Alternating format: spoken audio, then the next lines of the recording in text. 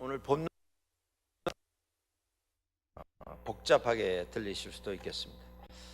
그런데 우리가 여기서 뭐 단어 하나하나 다 그 문자적인 의미를 찾아가지는 않겠습니다만은 오늘 방대한 내용을 담고 있는 이 본문의 중요한 주제 두 가지를 생각하려고 합니다. 그게 뭐냐면 제사장의 책임 그리고 제사장의 권리, 이러한 주제입니다.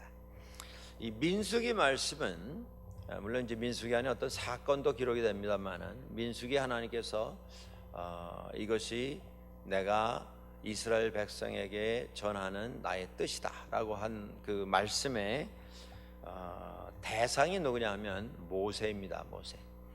그러니까 민수기에 하나님께서 하신 말씀은 다 모세를 통해서 이스라엘에게 주신 말씀입니다. 그 말씀을 받은 사람이 모세입니다.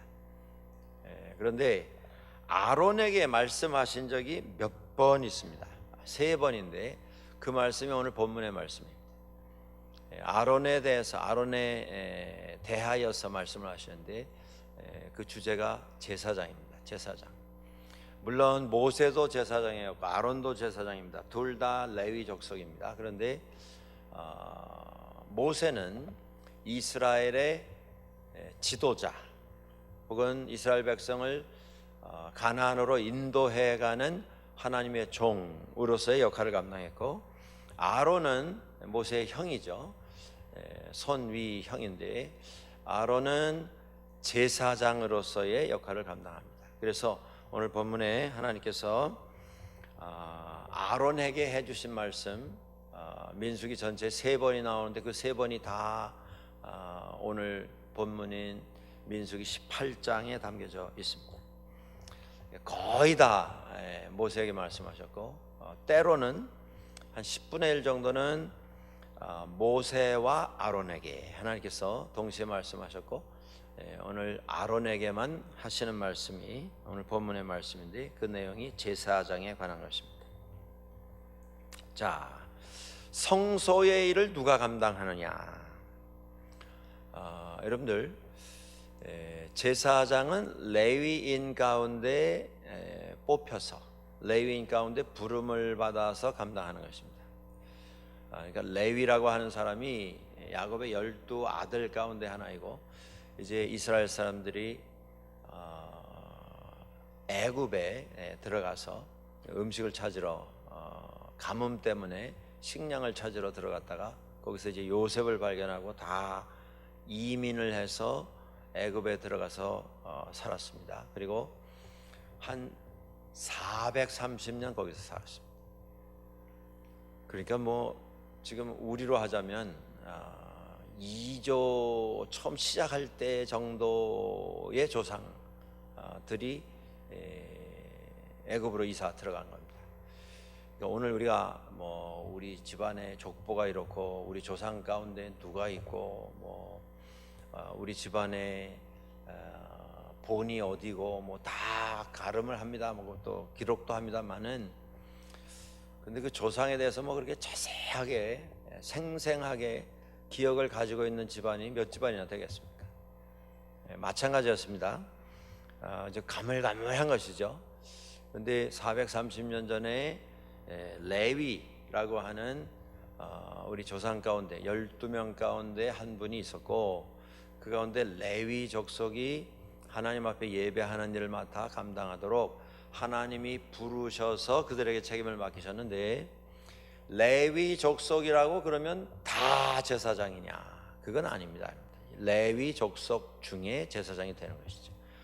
레위 족속은 다 제사장이 되는 거 아니고, 여기 나와 있는 말씀대로 아론과 그의 아들들이 제사장이 되어서 성막에 있는 그 성소에서 진행되는 일들을 감당을 했습니다.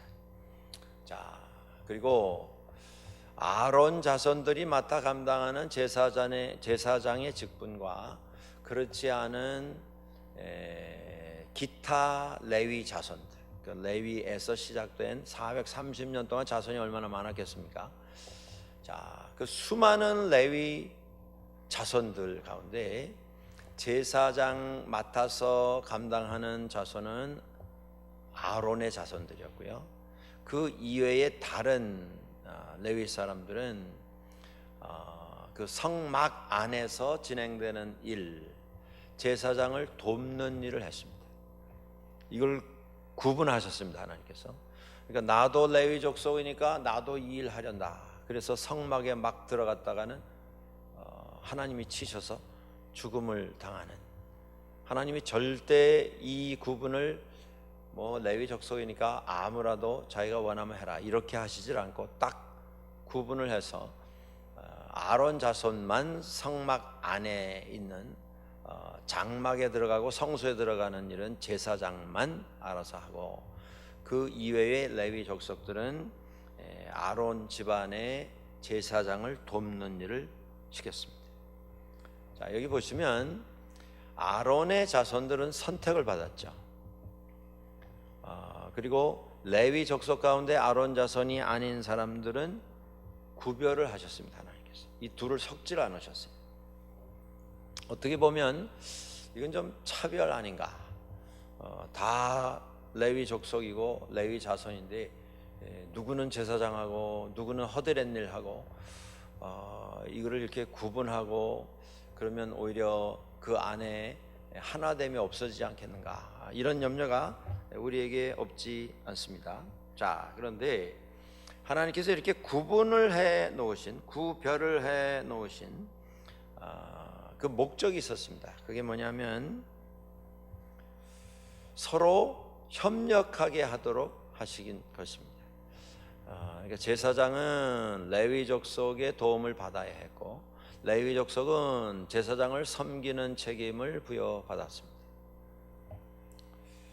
하나님께서 맡기신 일에 충실하면 결과가 뭐냐면 연합입니다. 연합의 결과는 화목입니다. 화목의 결과는 평화입니다. 하나님께서 예배하면서 백성들이 경험하기를 하나님께서 의도하시고 원하셨던 목적이 뭐냐면 화목입니다.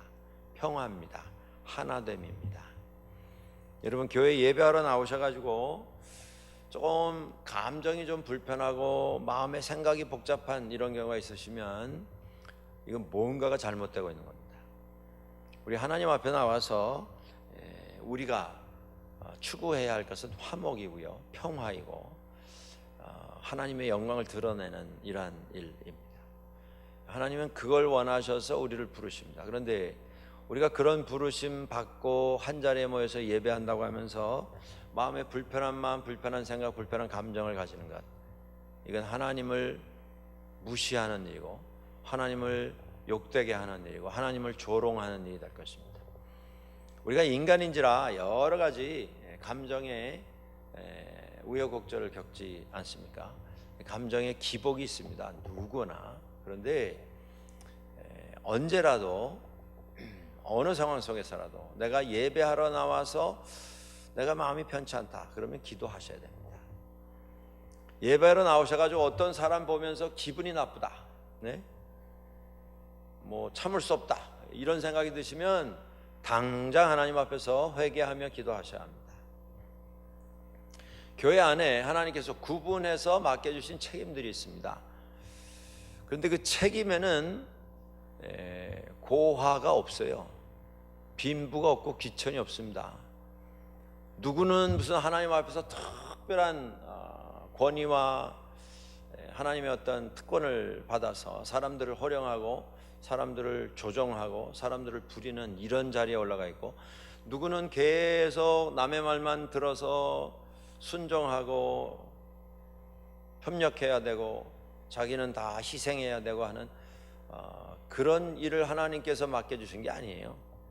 그러니까 우리가 하나님 앞에서 특별히 교회 안에서 무슨 일을 하든지 그것은 다 하나님의 영광을 위해서 하나님께서 우리에게 맡겨주신 것이지 그것 가지고 행세하도록 우리가 얻어낸 게 아니라는 것입니다. 그러니까 교회 안에서 여러분들 그것이 나의 무슨 직분이든 나의 책임이든 교회 안에서 나에게 위임해 준 어떤 특권이든 그걸 가지고 행세하려고 그러시면 안 됩니다. 우리는 다 섬기는 자로 부름을 받았습니다. 우리가 지난 시간에도 민수기 이야기하면서 그런 내용을 같이 확인을 했습니다만은, 자, 아론 자손에게만 제사장직을 맡기신 이유가 뭔가? 그러면 아론 또 모세, 이 두 형제의 집안에 무슨 혈통적인 특별한 면이 있었는가?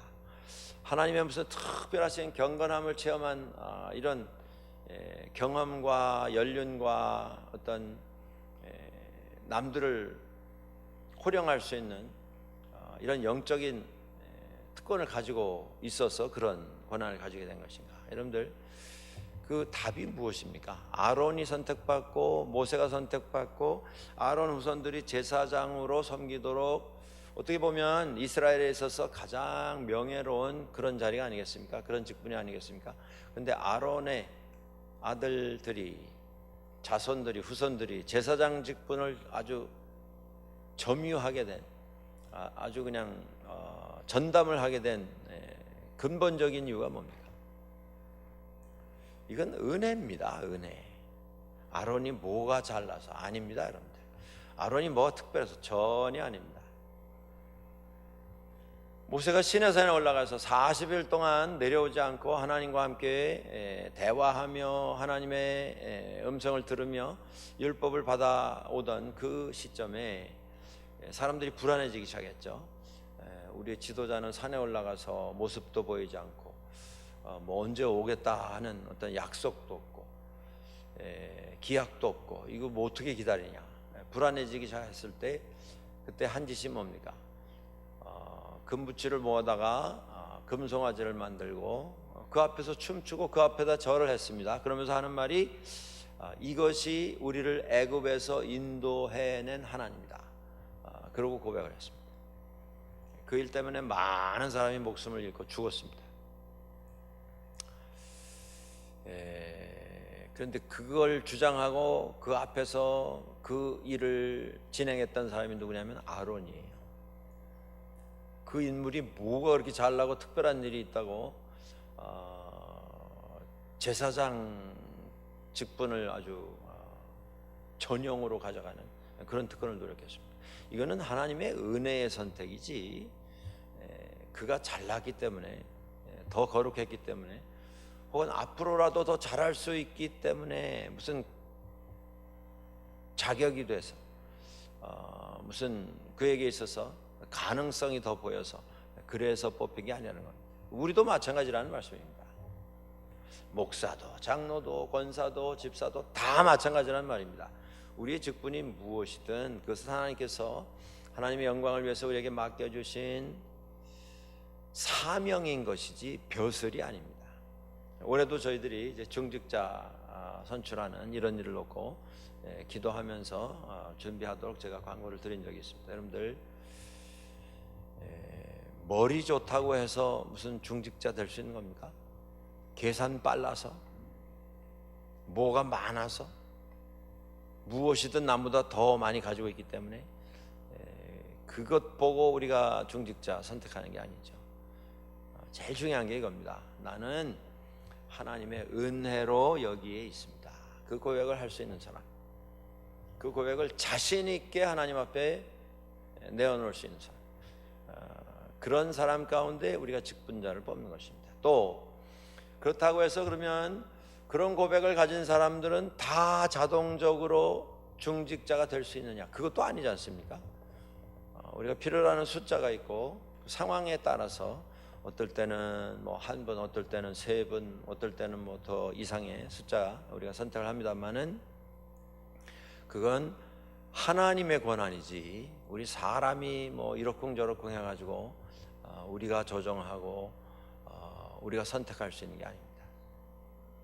그 이해가 먼저 돼야 됩니다. 그래야 제대로 된 일꾼을 우리가 뽑을 수 있습니다.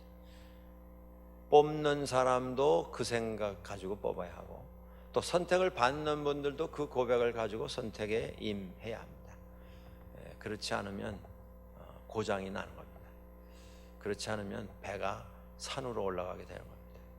여러분들, 이런 중요한 책임을 앞두시고 더욱더 기도를 하셔야 합니다. 자, 하나님께서 제사장들을 선택을 해서 세우셨고 기타 레위 족속들이 감당해야 할 일들을 또 지명을 하셨고, 기타 그 성막에 와서 성소에 들어갈 수는 없지만 성막에 나와서 예배에 참여하고 하나님 앞에 제물을 올려드리는 일반 하나님의 백성들이 감당해야 할 일들도 하나님께서 규정을 해 놓으셨는데, 그 규정이 차별이 아니라는 말씀입니다. 누구를 배타하기 위해서 규정을 만들어 놓은 게 아니라는 것입니다. 다만 하나님의 영광을 위해서 역할을 감당하도록 역할을 지정해 주신 것이라고 하는 것입니다. 그런데 그 역할에는 경계가 있습니다.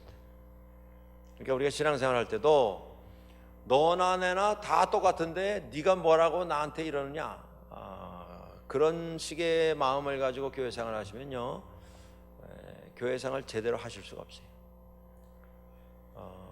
목사도 마찬가지입니다. 제가 말씀드렸죠. 목사는 자기가 막 하고 싶어서 내가 하기 위해서 뭘 해가지고 시험에 붙고 통과하고 뭐 자격증 얻고 이래서 되는 게 아니라는 말씀을 드린 적이 있습니다. 목사는 불러서 시키시니까 하는 것입니다. 그게 제일 바닥에 있어야 하는 고백입니다. 제가 신학교 들어갈 때는요, 벌써 이제 30몇 년 됐습니다만은, 그때는 한국 교회가 그때 이제 80년대니까요, 70년대니까 한국 교회가 막 그 대부흥을 시작할 때입니다. 여러분들 70년대만 해도 한국 교회가 대형 교회라는 게 없었어요. 그래서 옛날부터 내려오는 몇 대표적인 게 뭐 예를 들어서 무슨 영락교회 그 정도죠. 근데 이제 강남에 우리가 소위 뭐 이야기를 들어서 알게 되는 이런 대형 교회들이 80년대 초부터 시작된 겁니다. 그러니까 우리가 신학교 막 들어가고 이럴 때, 그때 이제 교회가 막 성장하고 뭐 몇만 명 모이는 교회가 생기고, 그야말로 이제 초대형 교회들이 탄생하게 되고, 이러면서 신학교에 사람들이 굉장히 많이 모였습니다. 신학하고 싶어서, 목사 되고 싶어서. 그래서 한때는 신학 대학원에 들어가는데 멀쩡하니 대학 다 졸업하고 와서 원서 내고 면접하고 시험 보고 들어가는데요, 그때 3대1, 4대1 그랬어요. 대학원에 들어가는데. 그리고 제가 공부했던 그 신학교만 해도 이제 장로교회 교단 가운데 대표적인 교단이니까 그 가운데도 또 사람이 좀 많이 모여서 응시를 했는데, 그때 신학대학원에 들어가서 공부하기 위해서 재수한 사람들이 많았어요.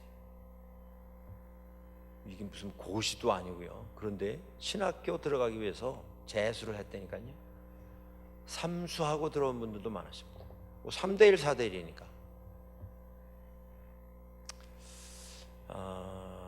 3대1이든 30대1이든 중요한 건 이겁니다. 이건 하나님이 허락하셔서 부르셔서 너는 이거 해라 해서 하는 거지, 누가 하고 싶어서 목사하고 이거 아닙니다. 그 고백이 없으면 그 목회는 산으로 가는 거예요. 교회도 마찬가지고요, 교회 직분도 마찬가지입니다. 어떤 직분이든 이것은 하나님께서 사람들을 구별해서 나는 더 특별하기 때문에 나에게 이 중직을 맡기셨다, 그 생각 가지는 순간부터 그분은 엉뚱한 일을 꾸미기 시작합니다. 엉뚱한 일을 추진하기 시작합니다. 그 생각이 아니라 하나님께서 우리 가운데 연합하도록 하시기 위해서 나에게 이 책임을 맡기셨다.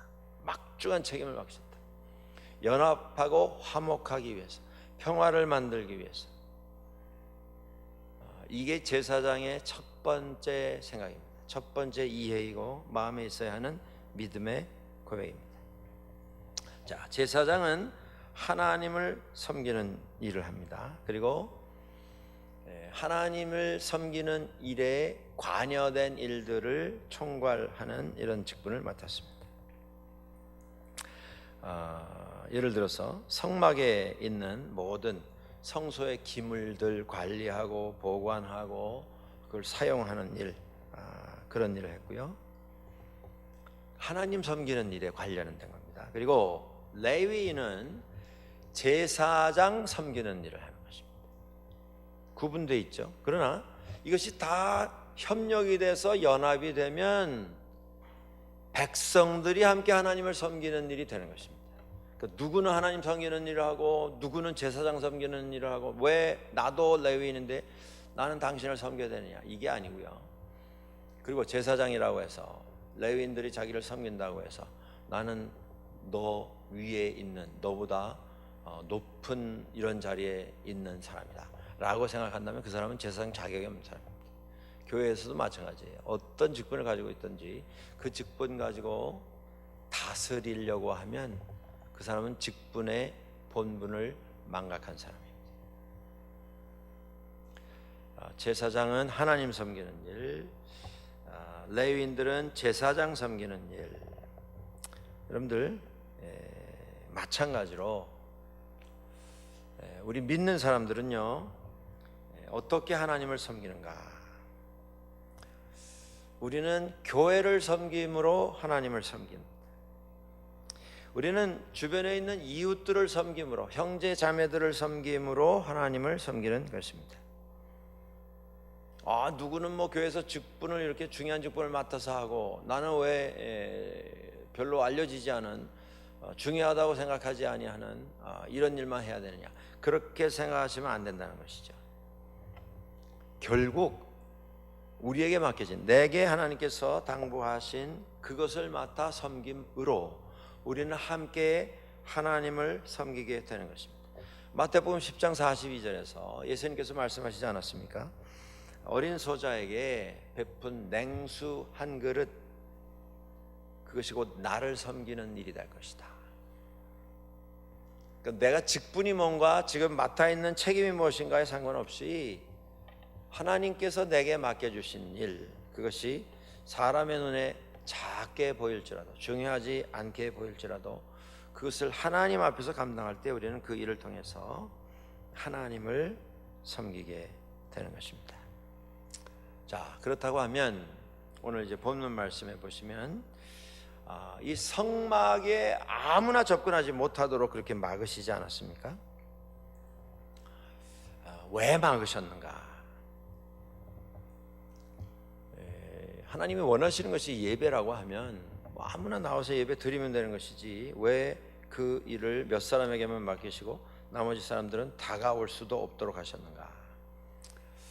이것은 하나님의 거룩하심 앞에 인간이 범죄한 모습으로는 나올 수 없다라고 하는 것을 하나님께서 사람들에게 알리시기 위해서 그렇게 하신 것입니다. 우리는 예수 그리스도만을 통해서 구원받지 않습니까? 그러니까 마찬가지입니다. 성막이라고 하는 곳에 나아갈 때, 성소라고 하는 곳에 들어가게 될 때에 우리가 하나님의 은혜로 우리 죄사함을 받지 못하면 거기 나아갈 수가 없죠. 그걸 알게 하시기 위해서 거기 구분을 지어서 아무나 나올 수 없도록 하신 것이지, 오직 제사장들만 거룩하기 때문에, 제사장은 특별하기 때문에 거기 올 수 있고, 그렇기 때문에 제사장은 대접받아야 한다, 그게 목적이 아니라는 것입니다. 이걸 우리가 잘 구분해야 합니다. 무슨 말씀이냐면, 아까 처음에 서두에 말씀드린 것처럼 제사장의 직분이라고 하는 것이 은혜이지 않았습니까? 하나님의 은혜의 선물이지 않았습니까? 선택이었고, 그래서 이 일을 하게 되는 것인데, 원해서 하는 것 아니라 정말 하나님께서 시키셔서, 맡기셔서 하게 되는 것인데, 하나님이 원하시는 건 뭐냐면, 그럼에도 불구하고 이 제사장의 직분이라고 하는 것을 하나님께서 주셨다라고 하는 그 사실에 대해서는 존중히 여겨라고 하는 것이 하나님의 뜻이라고 하는 것입니다. 이걸 여러분들 잘 새겨 들으셔야 합니다. 그렇다고 뭐 교회에서 목사를 특별 대우해야 한다, 그런 뜻으로 드리는 말씀이 아니고, 우리가 교회 안에서 직분이라고 하는 것을 하나님께서 주신 책임이고, 하나님께서 주신 우리에게 맡겨주신 사명이라고 우리가 고백을 할 수 있다면 그 직분이 목사이든 장로이든 권사이든 집사이든 서로 존중히 여기는 그런 생각, 그런 태도를 가져야 한다는 말씀입니다. 왜냐하면 그것이 하나님께서 맡겨주신 일이기 때문에. 그렇지 않고 뭐 저 사람 내가 잘하는 사람이고 이민 같이 시작했고 저 사람이나 나나 뭐 다른 게 있다고 내가 그런 식으로 생각하시면 우리 신앙생활 잘할 수가 없습니다. 교회를 잘 섬길 수가 없어요. 그분을 섬기는 것이 하나님 섬기는 방법이 된다고 하는 것입니다. 하나님께서 교회를 섬김으로 나를 섬길 수 있다 말씀하시는 것이고요. 교회에서 하나님께서 맡겨주신 직분자들을 섬김으로, 그렇다고 내가 노예가 되고 그분만 내 머리에 면류가 아니고 그런 마음을 갖자는 말씀이 아니고, 그 직분에 대한 하나님께서 주신 책임에 대한 존중이 여기는 마음이 꼭 필요하다는 것입니다. 그 마음이 없어지면 하나님을 욕되게 하는 것이고요, 하나님 조롱하는 것이 되어버리고 맙니다. 물론 직분자들은 직분자들로서 마땅히 가져야 할 온당한 생각, 온당한 말, 행동을 누구보다도 더 많이 고민하면서 잘 감당하도록 애를 써야 할 것입니다. 대접받으려고 하지 마시고, 그리고 또 직분 이렇게 맡겨서 뜻을 모아서 일꾼을 세운 당사자들은 그분들이 가지고 있는 그 직분에 대한, 그 책임에 대한, 이게 다 노동이죠. 우리가 말로 하자면 일이지 않습니까? 교회에서 직분 맡겨놓고 무슨 사례를 합니까? 무슨 해마다 상패를 줍니까? 무슨 그냥 일이거든요. 그런데 하나님의 일이기 때문에 그 일을 감당하는 것입니다. 그러니까 그 일을 감당하는 분들에 대해서 존중히 여기는 마음, 감사하는 마음을 가져야 하고, 사람인지라 부족합니다. 또 부족할 수 있습니다. 실수가 있을 수 있습니다. 그러나 그런 것 가지고 사람을 매장하려고 하는 이런 마음을 가지면 안 됩니다. 사람인지라 좀 기다려 주시고 또 격려하시고, 부족한 것이 있으면 그걸 고칠 수 있도록 깨닫도록 해야 하시는 것이 우리들이 해야 할 일이지, 그것 가지고 들었다 놨다 이런 식이 되면 서로 은혜도 안 되고 그건 하나님의 뜻이 아닙니다. 말씀드린 것처럼 우리는 여러 가지 모습을 통해서 우리에게 하나님께서 맡겨주신 그 일을 섬김으로, 그 사람을 섬김으로 교회를 섬기는 것이고, 교회를 섬김으로 하나님을 섬기게 됩니다. 이런 일을 할 때에 우리가 겸손함으로 좀 인내를 가지고 오래 참으면서 기다리면서 서로를 격려하고 서로를 좀 위로하고 축복하면서 이 일을 함께 진행해 나갈 수 있어야 하겠습니다. 자, 교회에서 가끔 이제 이런 것이 이슈가 되는 때가 있습니다. 어떤 거냐면 목사는 교회에서 사례를 드리죠. 그것으로 이제 목회자가 생활을 하게 됩니다. 그런데 가끔 어떤 교회에서는 우리가 소위 세상적인 표현을 하자면 우리가 돈 줘서 우리가 고용한 사람 아니냐, 아주 기본적으로 말하자면 그렇다고 하면 목사는 우리 말 들어야 된다, 내 말 들어야 된다, 그 말이죠. 내가 월급 줘서 내 교회에서 내가 일 시키는 사람인데 당연히 내가 이렇게 하라면 하고 저렇게 하라면 해야 된다, 이런 생각을 하는 그런 교회들이 가끔 있는 것을 봅니다. 많지는 않지만. 자, 여러분들, 목사는 주님의 교회를 맡아서 목회를 하면서 교회에서 제공하시는 사례를 가지고 생활하는 그런 직분입니다. 그런데 그럼에도 불구하고 그러니까 그 돈은 나한테서 나간 거니까 저 사람은 내가 데리고 있는 고용인이다 라고 생각하면 이건 대단히 위험한 생각이 됩니다. 우리는 헌금을 드릴 때에 이것을 잠깐 아무개 장로, 아무개 권사, 아무개 집사에게 맡기는 것이 아닙니다. 우리 헌금을 드릴 때 누구에게 드립니까?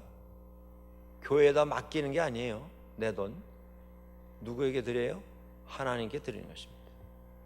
그리고 하나님께서는 드려진 그 헌금 가운데 하나님께서 목회자에게 제공하시는 것이 목회자에게 돌아가는 사례입니다. 그러니까 이 이해를 우리가 확실하게 가질 수 있어야 합니다. 그렇지 않으면 목사가 뭐 하나님이냐 이제 이런 소리가 심심하면 나오는 겁니다. 목사가 싫으면 그러면 월급 깎으면 싫으니까 그 목사가 사임할 거다. 이런 소리가 그냥 아무데나 툭툭 튀어나오는 겁니다. 이건 하나님 앞에서 제일 죄송한 말이고 죄송한 생각이고 있을 수가 없는, 교회에서는 있어서는 안 되는 이런 생각입니다. 그렇게 되면 그게 받아들여지고 그 말 맞다 이렇게 되면요, 그 교회는 그날로 놀이터 되는 겁니다. 놀이터. 하나님 이름 팔아서 사람 원하는 일 하고 하나님 이름 이용해서 내가 원하는 것 이루는 놀이터가 되어버리고 맙니다. 내가 돈 내서 내가 원하는 일 하는 어떤 클럽이 되어버리고 마는 거예요. 이름만 교회지. 그러니까 이런 생각은 있어서도 안 되고 있을 수도 없고, 이건 굉장히 교회를 어지럽게 하고 교회를 해치는 생각이 될 수 있습니다. 주의 일을 하는 사람들은 하나님께서 맡기신 일을 하는 것입니다. 물론 섬기는 자로 주의 종으로 성도들을 섬기는 일을 감당을 합니다. 그런데 그것이 돈에 의해서 해석이 되고 돈에 의해서 어떤 권리가 주장되는 순간 그 다음에 그 교회는 하나님이 더 이상 상관하지 아니하시는 이런 공동체로 전락해 버릴 수 있다라고 하는 것입니다. 이런 일에 있어서 여러분들이 판단을 확실히 가지시고 이런 어떤 생각이나 의견이 있을 때 바로 교정을 해 주셔야 돼요. 정정을 해 주셔야 돼요. 내가 뭐 남한테 싫은 소리 들을 거 뭐 있냐, 내가 바른 소리 해가지고 점수 잃을 것 없다. 그렇게 되면 교회는 굉장히 어려워질 수 있습니다. 이런 일 가지고 왈가왈부해서 교회에 어지러움이 생기는 것, 이건 하나님 모독하는 일입니다. 이거는 세상의 지탄의 대상이 될 수 있는 이런 원인을 제공하는 일이 될 수가 있습니다. 자, 여기 오늘 본문 말씀에 보면 제사장들과 레위인에 대하여서 하나님께서 이것은 너희 것이다 라고 이렇게 말씀하시는 몇 가지 요소가 나오는데, 하나님 앞에 소제, 속죄제, 죄사함을 받기 위해서 드리는 제물이 있었습니다. 그걸 태웁니다. 태워서 이제 다 하늘로 연기가 올라가도록 하면서 하나님 앞에 드리는 것으로 이렇게 제사가 진행이 되는데, 지금 말씀드린 소제, 속죄제, 죄사함에 관련된 이러한 제사의 제물은 제사장도 손대지 못하게 되어 있습니다. 다 태워서 다 하나님 앞에 올려드리게 되어 있고요. 그 이외에 오늘 본문에 나오는 여러 가지 내용이 있습니다. 거제물, 요제물, 화목제물, 또 열에 하나 지정해서 드린 것, 이러한 것들 가운데 하나님이 부위를 지정을 해서 이 부분은 각을 떠가지고 다 마련을 해서 제단에서 불로 태워라 이렇게 말씀하셨고, 그 나머지는 제사장들이 나누어서 음식으로, 식량으로 먹어라 이렇게 말씀하신 게 있는데, 여러분들이 그 민수기를 자세히 읽어보시면요, 뭐 신명기에도 자세히 나옵니다만은 그 부분이 하나님께서 이것을 제물로 드려라 하신 그 부분이 이제 속죄죄, 이런 것들은 제물을 전체를 다 태웁니다. 머리부터 꼬리까지 다 태워버립니다. 그런데 지금 말씀드린 뭐 거제물, 요제물, 화목제물 이런 것들은 동물, 짐승을 잡아서 제물로 드리는 경우에 그 일정 부분을 잘라서 드리게 돼 있어요. 그런데 그 잘라서 제단 위에서 태워라 지정을 하신 그 부분을 자세히 들여다보시면 내장 부분입니다. 그리고 내장 쪽에 붙어 있는 지방. 좀 이상하지 않습니까? 여러분들 가끔 그 식품점에 가서 고기를 사 보셨겠는데 제일 비싼 고기가 어디예요? 소위 연한 고기 아닙니까? 연한 고기. 제일 비싼 고기가 소로 하자면 안심, 그 다음에 뭐 등심, 뭐 그래가지고 쭉 나가는데 그 제일 비싼 고기는 연하죠. 연할수록 값이 올라갑니다. 근데 하나님께서 바치라 하신 제물의 부분은요, 그 연한 부분이 아니에요. 사람들이 제일 좋아하는 부분이 아니에요. 정육점에서 지방 덩어리를 잘라놓고 파는 걸 보셨습니까? 없습니다. 왜 그렇죠? 사람들이 그거 찾지 않아요. 옛날에 한국에서 좀 어렵게 살 때, 그때는 고기 사면 소기름도 옆에 이렇게 해놨다가 뚝뚝 잘라서 이거 이렇게 같이 싸서 줬습니다. 그건 보너스예요. 그냥 기름 그냥 가지고 가셔서 뭐 찌개나 국 위에 기름 좀 뜨게 같이 넣고 끓이라 그거죠. 근데 요새는 어떻게 되겠습니까? 기름은 먹으면 큰일 나는 거예요. 절대 손대면 안 되는 걸로 이렇게 되어 있지 않습니까? 지금도 마찬가지예요. 그 가축 가운데 내장을 먹는 그런 가축들이 있습니다.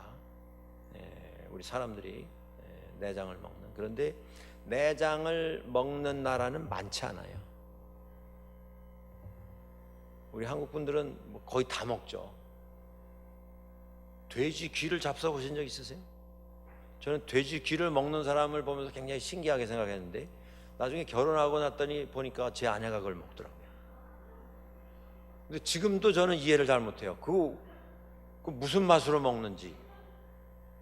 그 뭐 껍데기도 아니고 고기도 아니고 살도 아닌 것이 뼈도 아닌 것이. 근데 잡수는 분들 얘기를 들어보니까 그 맛이래요. 오독오독한. 근데 아직도 저는 이해는 잘 안 되는데 우리 한국 분들은요 안 먹는 게 없어요. 내장까지도 뭐 진짜 뭐 다 먹는데, 근데 그걸 여러분들 혹시 내장을 좋아하시면 그건 조금 생각해 보세요. 그 내장 너무 좋아하시는 건 좋지 않습니다. 왜냐하면 요새 의사들이 이런 거는 좀 피하는 게 좋습니다 하는 거 들여다보시면 다 내장이에요. 다 내장. 한국서 옛날에 보니까요, 친구가 도시락 싸왔는데 보니까 뭐 못 보던 거 이상한 걸 가져왔어요. 이게 뭐냐 그랬더니 소 뇌래요. 뇌 잡숴보신 분 있으세요? 근데 그 친구가 한 몇 주 지났는데 또 이상한 걸 가져왔어요. 이거 뭐냐 했더니 허파래요. 허파. 그러니까 안 먹는 게 없이 다 잡수는 분들이 많더라고요. 근데 그건 너무 잡수지 마십시오. 별로 몸에는 별로 도움이 안 됩니다. 그런데 신기한 것이 그걸 뭐 싸놓고 전문점에서 뭐 달아놓고 이렇게 파는지 거의 못 보셨죠? 그거는 사람들이 잘 안 먹습니다. 내장은. 한국 분들은 뭐 곱창하면 뭐 그건 없어 못 먹는 걸로 생각하시는데 다른 나라 사람들은 안 먹어요. 그런데 하나님께서 나는 곱창이 맛있다. 곱창을 바쳐라. 나는 허파가 좋다. 나는 콩팥이 좋다. 간을 바쳐라. 막창을 바쳐라. 그러시는 거예요 지금. 그 안에 더덕더덕 붙은 그 지방 다 긁어내서 다 태워라. 나 그게 좋다. 그러시는 거예요.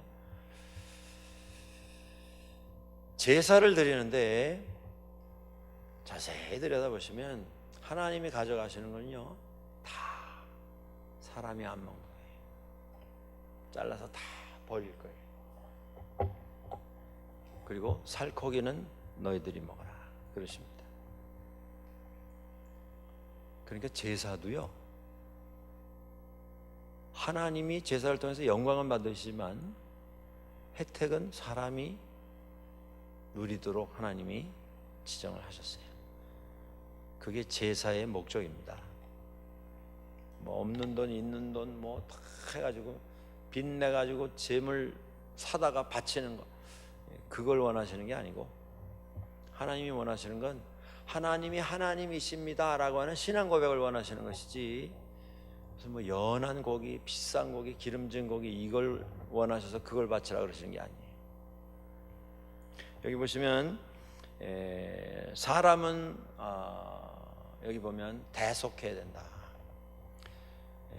죄 사함 받기 위해서는 재물이 죽어야 됩니다. 근데 사람은 대속을 해야 돼요.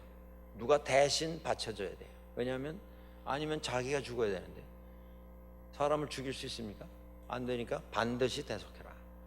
여기 보면 짐승 새끼는 대속하지 마라.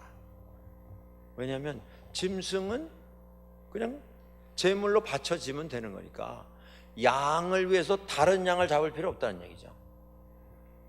사람은 사람을 잡을 수가 없으니까 양을 바치지만 소를 위해서 다른 소 잡는 일은 하지 말고 그 짐승을 그냥 바치면 된다, 이렇게 말씀하시고, 사람을 대속할 때에 은 5냥, 이게 그러니까 뭐 얼마나 값어치가 되느냐, 한 5-6달 임금 정도 됩니다. 작은 돈은 아니지만 그렇다고 어마어마한 돈이 아니에요. 그런데 사람 하나 죄값으로 5냥 바치고 끝나는 거예요. 하나님이 원하시는 건 재산이 아니에요. 하나님이 우리의 구원이시다라고 하는 깨달음을 가지고 믿음의 고백을 가지고 살아라, 그걸 원하시는 거라, 이 말씀입니다. 제사장에게 책임이 있었습니다. 그 책임은 하나님을 섬기는 것입니다. 하나님을 섬기는 것이라고 하는 것은 특권으로서 섬기는 게 아니고요, 하나님이 맡겨주신 사명으로 섬기는 겁니다. 우리도 섬기는 자입니다. 다. 제사장은 예배 드리는 일에 관여하지만 우리는 교회 섬기는 일에 다 관여하지 않습니까? 하나님 예배하는 일은 거룩한 일이고 교회에서 진행하는 다른 일은 거룩하지 아니한가? 그렇지 않습니다. 하나님 앞에서는 똑같습니다. 거기에다 차별 두시면 안 돼요. 내가 그거는 잘못 생각하는 이런 모습입니다. 우리는 다 똑같이 섬기는 자일 뿐입니다. 하나님의 은혜 앞에 똑같은 부름받은 종일 뿐입니다. 제사장에게 특권이 주어졌는데 그 특권은 하나님이 주셨기 때문에 특권인 것이지 그 사람이 잘났기 때문에 특권이 아닙니다. 그러니까 그것 가지고 대접받으려고 하는 건 그건 잘못된 모습이에요. 어떤 직분이라도 하나님이 맡겨주신 그 직분에 대한 존중이 여기는 마음이 우리에게 있어야 하고, 누구라도 어린 사람이든 나이가 든 분이시든 서로 존중이 여길 수 있어야 합니다.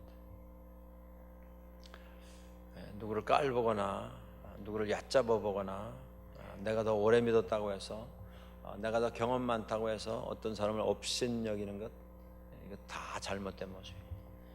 똑같이 우리는 섬길 뿐입니다. 그 섬김을 통해서 우리는 하나가 됩니다. 협력해서 여러 부분의 섬김을 통해서 온전한 하나님 섬기는 일이 비로소 완성이 됩니다. 그리고 하나님이 영광 받으시는 것이고, 우리 가운데 돌아오는 것은 무엇이냐면 화목입니다. 평화입니다.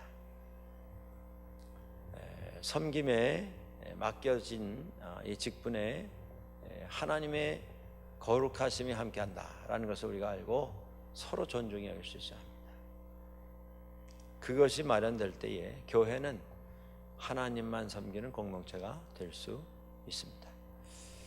이 계절에 사순절 시작하면서 우리 가운데 우리의 섬김의 각오가 새로워지는 은혜가 함께 있게 되기를 주의 이름으로 간절히 축원합니다. 우리 같이 한번 소리내서 기도하시겠는데.